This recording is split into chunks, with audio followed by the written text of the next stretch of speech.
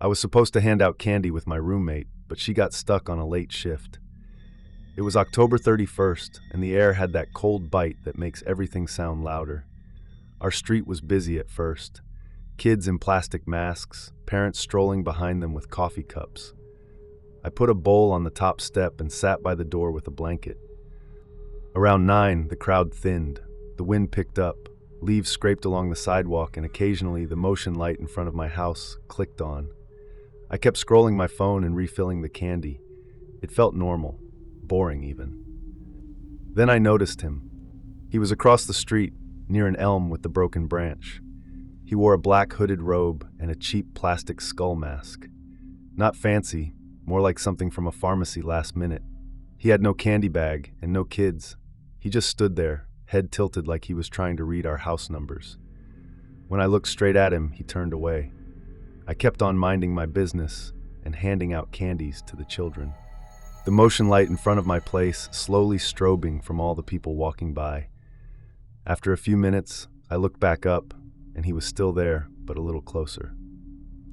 I told myself he was just a guy in a costume, maybe waiting for friends. I sent my roommate a text that said, "There is a Grim Reaper dude being weird." She sent back 3 skull emojis and locked the door when you get in. 10 minutes passed. The street got quiet. A group of teenagers walked by and one of them said, "Nice decorations," sarcastically, then laughed at the bowl that now had 3 fun-sized bars and a lollipop. I told them to take it, then I stood and stretched. As they passed by, the motion light clicked on again. The Reaper was gone. I took a breath, gathered the bowl, and stepped inside. I locked the door, I checked the back door, and reassured myself that I am safe inside my locked home. In the kitchen, my phone buzzed. I didn't have the energy after all of the trick-or-treating, so I let it go unanswered. Then texts flooded in. "Hey Alex, I think someone is in your yard, near the side gate," and another, "I saw movement by your fence. I can call if you want." And finally, "Please call me back urgent." I did have a neighbor named Jessie. She was the house right beside me. We were cool, the type of cool to look out for each other's places when requested, and hold short conversations when we crossed paths. Frantic, I called her up and asked, "Did you see where they went?" She responded, "I don't see him anymore. Maybe he went on the side of your place. I'm going to call 911. Do not go outside." I peered through the kitchen window. The yard was a dark rectangle, the fence line buried in shadow. A loud knock came from the front door. 3 quick hits. I froze. Another knock, then a man's voice through the wood. "Hi, sorry, everyone okay in there? I am with security." I did not know if our town even had security that knocked on doors like that. The peephole was completely covered, like a hand was placed over it. My heart fluttered. I asked, "What company are you with?" The voice came back too fast. "Community Patrol." He cleared his throat. "We are just on for Halloween." Jessie was still on a phone call with me. She reaffirmed, "The police are on their way. Do not open your door." I heard Jessie screaming from outside as well. She was yelling towards my house, probably from her window. "The police are coming. I don't know who you are, but you better get off the property." The man outside knocked again. The sound was aggressive this time. I backed away from the door, grabbed my keys and slid them into my pocket, then put my phone in my hoodie pouch. The front door rattled hard. The chain jumped in the metal slot. The man's voice returned, but it had lost the fake public tone. "Let me in!" I panicked. I dragged the kitchen table toward the entryway. The legs screeched on the ceramic. The front door stopped rattling. I clicked the panic button on my home security system. The second of silence completely shattered with the blaring alarm. Seconds later, something hit the back sliding doors, all glass. Not a knock, a blunt hit like a bird striking a window. Then another. Finally, a crashing sound, the sound of hundreds of shards of glass hitting tiles. At that point, I knew I was cornered. My front door had a table in front of it and was locked. My next move would be to hide somewhere with a lock. The bathroom. I ran upstairs and locked myself in. I propped myself up against the side of the bathtub.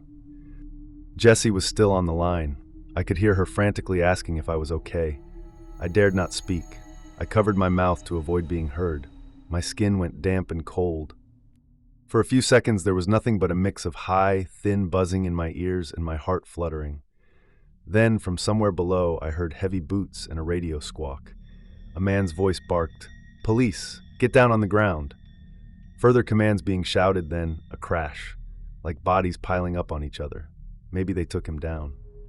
I stayed pressed to the tub until an officer's voice called, "Ma'am, it's the police. Come out slowly with your hands up." My knees trembled as I opened the door. Two officers met right in front of the door. They inspected me, then escorted me down the stairs while another group of officers searched the rest of my house. Downstairs, the kitchen looked like it had been through a storm. Glass glittered across the floor. My candy bowl lay crushed under a smear of footprints. The back sliding door destroyed and off the tracks. Near the fence, an officer had a man face down on the grass, cuffed.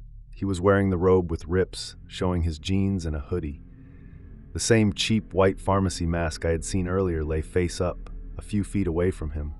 It was the same guy, the one who was leering at me earlier in the day. The man was searched while restrained on the ground. A screwdriver, taser, and blue latex gloves lay near him. I had written the police report at Jessie's place. She was nice enough to offer me and my roommate shelter while I had to respond to the questions of the officers. We stayed the night at her place. I didn't want to be alone. I didn't even gather a bag, just my phone, my keys, and the jacket I'd thrown on.